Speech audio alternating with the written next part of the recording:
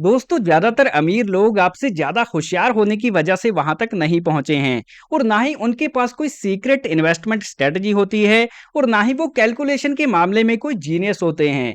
बल्कि वो तो बस केवल 6 चीजों को अलग तरीके से करते हैं जो देखने में साधारण लग सकती हैं और इनका कोई खास मायना नहीं होता। तो हेलो दोस्तों, मेरा नाम है जवंत सिंह और मुझे इन्वेस्टमेंट की दुनिया में 9 साल का समय हो चुका है। और इस टाइम पीरियड के दौरान मैंने बहुत सारे अमीर लोगों का बिहेवियर ऑब्जर्व किया है कि वो पैसों से किस तरह का बर्ताव करते हैं।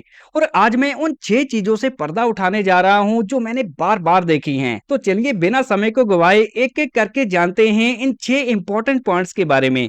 तो जिसमें सबसे पहले नंबर पे आता है द ड्रेन।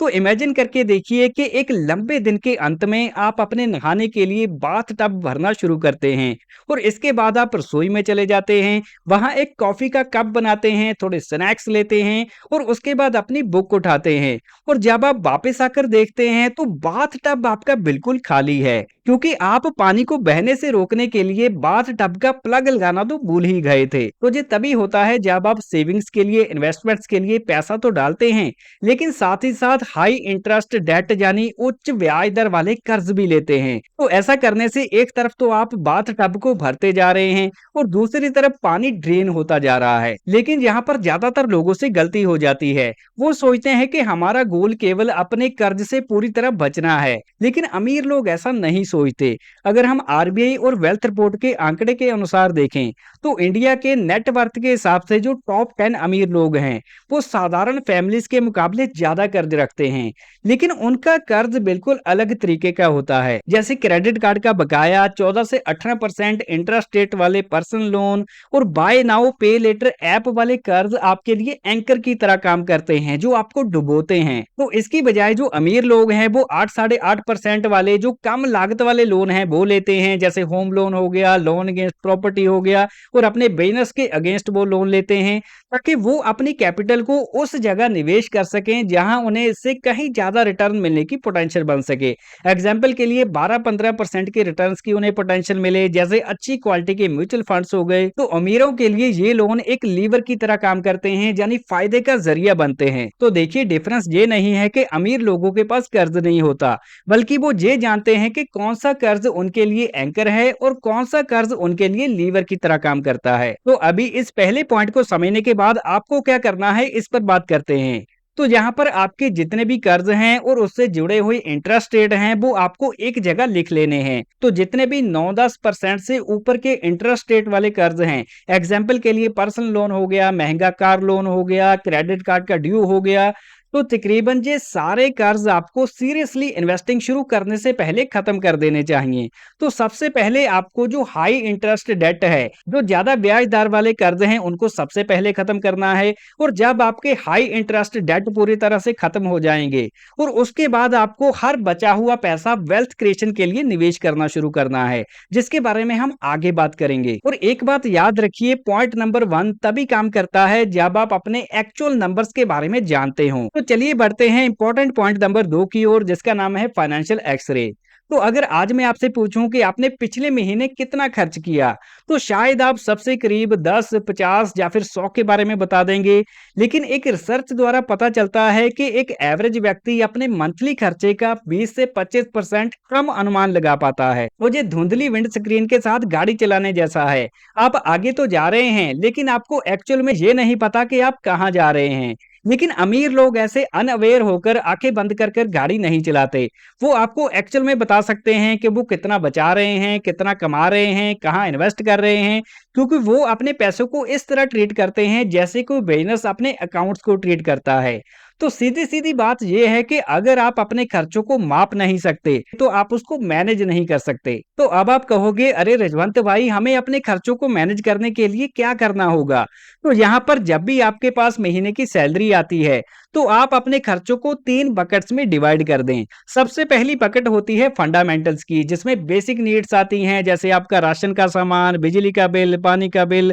ये जो बेसिक लिविंग एक्सपेंसेस होते हैं ये पहली कैटेगरी में आते हैं। और दूसरे नंबर की बकेट में फन यानी मौज मस्ती आती है, ऐसी चीजें जो जिंदगी को एक्चुअल में मजेदार बनाती हैं।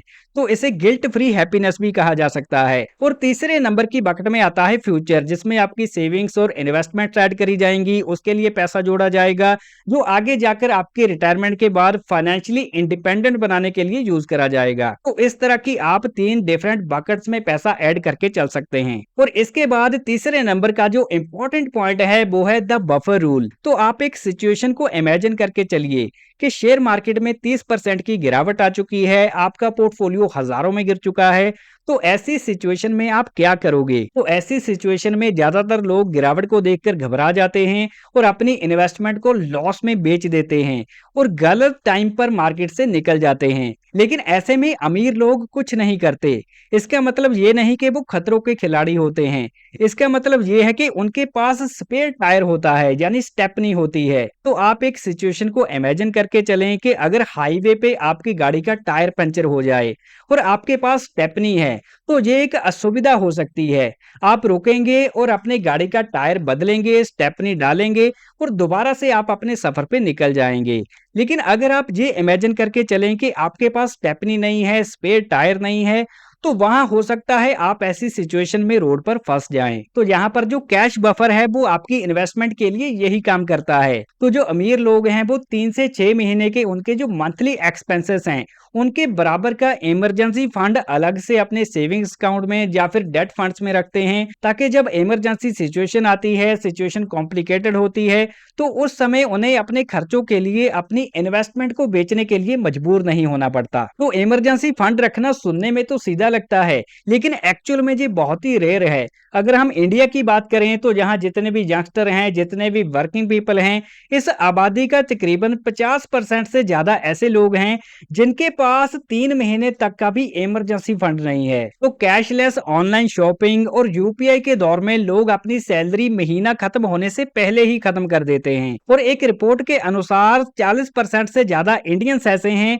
अगर अचानक से इमरजेंसी सिचुएशन आ जाए, मेडिकल एक्सपेंसेस की जरूरत पड़ जाए, तो वो बिना कर्ज लिए जे कवर नहीं कर पाते। तो यहाँ पर ऐसी सिचुएशन में आपको क्या करना है? यहाँ पर आपको 3 काम करने होंगे। सबसे पहला काम है, अगर आपके पास कोई भी सेविंग्स नहीं है, तो आपका जो 1 महीने का खर्चा है उसके बराबर का इमरजेंसी फंड आपको तैयार करना है। और जब आपने 1 महीने के खर्चों के बराबर का इमरजेंसी फंड तैयार कर लिया, कैश बफर तैयार कर लिया, उसके बाद आपको हाई इंटरेस्ट रेट वाले कर्ज चुका देने हैं, जिसका इंटरेस्ट रेट 9-10% या इससे ऊपर का है। एग्जाम्पल के लिए क्रेडिट कार्ड ड्यू या फिर पर्सनल लोन इसमें शामिल हो सकता है। और तीसरे नंबर पे आपको क्या करना है कि 1 महीने के खर्च के बराबर इमरजेंसी फंड आपने अगर तैयार कर लिया है, तो अगला टारगेट आपका होना चाहिए 3 महीने के बराबर इमरजेंसी फंड तैयार करना। और इन सभी कामों को आपको इसी सीरियल ऑर्डर में करना है। जब भी आपके पास महीने बाद सैलरी आ जाए, आपको अपनी सेविंग्स को ऑटोमेट कर देना है।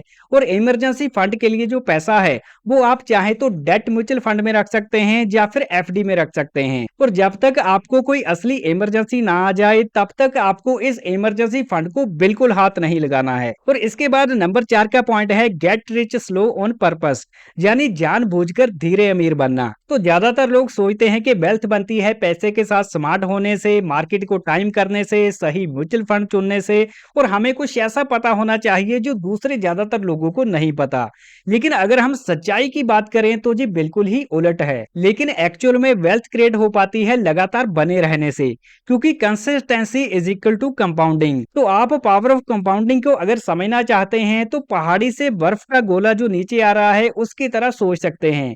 तो शुरू में जब बर्फ के गोले को आप धकेलते हैं तो आप खुद काम कर रहे होते हैं, लेकिन धीरे धीरे जब गोला आगे बढ़ता जाता है तो वो अपने साथ बर्फ को समेटता जाता है, और वो ज्यादा से ज्यादा बर्फ को अपने साथ समेटता जाता है और उसका साइज बड़ा होता जाता है। और फिर आगे जाकर साइज इतना बड़ा हो जाता है कि आप काम करना बंद कर देते हैं और पावर ऑफ कंपाउंडिंग काम करना शुरू कर देती है। एग्जाम्पल के लिए अगर हम मिस्टर वॉरेन बफेट की बात करें, जिन्हें दुनिया का महान निवेशक माना जाता है, तो उन्होंने 11 साल की एज में निवेश करना शुरू कर दिया था। लेकिन उनकी जो एक्चुअल वेल्थ है वो उनके 65वें जन्मदिन के बाद बननी शुरू हुई। तो ऐसे नहीं कि 65वें जन्मदिन के बाद उनका दिमाग ज्यादा तेज हो गया, उनके पास बहुत ज्यादा एक्सपीरियंस आ गया, बल्कि इसलिए क्योंकि स्नोबॉल को अजय बनने के लिए, यानी इनविंसिबल बनने के लिए पर्याप्त समय मिल गया। लेकिन ज्यादातर लोग इन्वेस्ट करने के बाद अपनी इन्वेस्टमेंट को लंबे समय के लिए अकेला नहीं छोड़ सकते। तो एक्सिस म्यूचुअल फंड की एक रिसर्च के अनुसार देखें तो एक साधारण इन्वेस्टर सालाना इंडेक्स के मुकाबले 5-6% कम कमा पाता है, क्योंकि पोर्टफोलियो बनाने के बाद वो उसमें बार बार चेंजेस करता रहता है। जब भी खबरें आती हैं उस हिसाब से रिएक्ट करता है, कभी वो एंट्री ले लेता है, कभी एग्जिट कर लेता है, सस्ता बेचता है और महंगा खरीदता है। लेकिन अमीर लोगों की बात करें तो वो इस तरह से नहीं करते। वो एक बार अपना डाइवर्सिफाइड पोर्टफोलियो बिल्ड करते हैं, अपनी एसआईपी को ऑटोमेट करते हैं और बार बार इसे नहीं देखते। तो स्किल सिर्फ ये जानना नहीं है कि हमें क्या करना है, बल्कि स्किल ये होती है कि हमें सही जगह इन्वेस्ट करके उसे अकेला छोड़ देना है। तो ऐसी सिचुएशन में आपको क्या करना है, तो यहाँ पर आपका जो इन्वेस्टमेंट अकाउंट है उसमें एसआईपी को आपको ऑटोमेट करना है और उसी तरह से करना है जैसे हम किसी बिल को पे करते हैं। और उसके बाद बार बार आपको पोर्टफोलियो चेक नहीं करना। और आपका जो मेन गोल है वो मार्केट को हराना नहीं, बल्कि कंपाउंडिंग को ज्यादा से ज्यादा समय देना है, जिससे वो बेहतर तरीके से काम कर पाए। लेकिन अगर आप ये सब सही तरीके से करते भी हैं, तब भी एक ऐसा सिस्टम है जिसमें ज्यादातर लोग घाटे में रहते हैं। और यही मुझे पॉइंट नंबर 5 की ओर ले जाता है, जिसका नाम है द टैक्स गेम।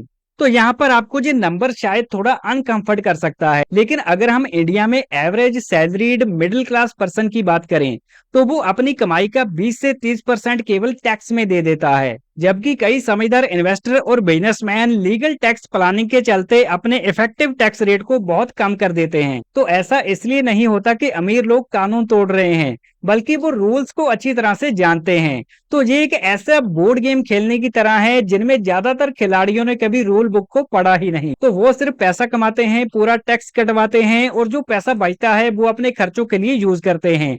लेकिन जो समझदार लोग हैं, जो अमीर लोग हैं, वो कुछ अलग तरीके से इन चीजों को स्ट्रक्चर करते हैं। तो ऐसे में आप क्या कर सकते हैं, तो देखिए इंडिया में सरकार खुद आपके पैसों को बचाने के लिए और टैक्स को कम करने के लिए लीगल तरीके देती है।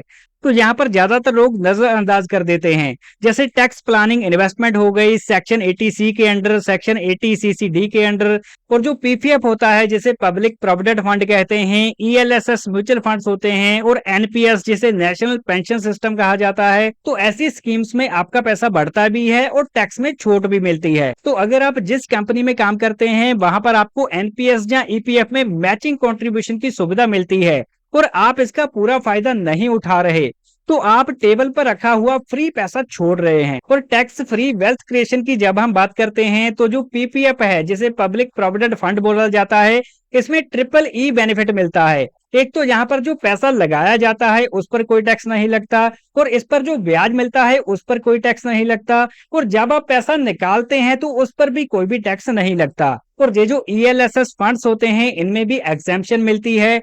और जो long term capital gain tax लगता है वो भी 1,25,000 के प्रॉफिट के ऊपर लगता है। तो यहाँ पर कई सारे टैक्स बेनिफिट देखने को मिल जाते हैं। तो जो अमीर लोग हैं, जो फाइनेंशियली समझदार लोग हैं, वो इन चीजों का पूरी तरह से फायदा उठाते हैं। लेकिन जिनके पास इनकी जानकारी नहीं है वो इनका फायदा नहीं उठा पाते। तो यहाँ पर अगर आप कम टैक्स पे कर बड़ी वेल्थ क्रिएट करने की पोटेंशियल पाना चाहते हैं तो आपको टैक्स की समझ होना भी बहुत ही जरूरी है। लेकिन यहाँ पर एक और पॉइंट है जो पिछले सभी पॉइंट से कहीं ज्यादा महत्वपूर्ण है, जिसका नाम है point number 6, the money mirror. तो ये वो चीज है जिसके बारे में कोई रियल में बात नहीं करता।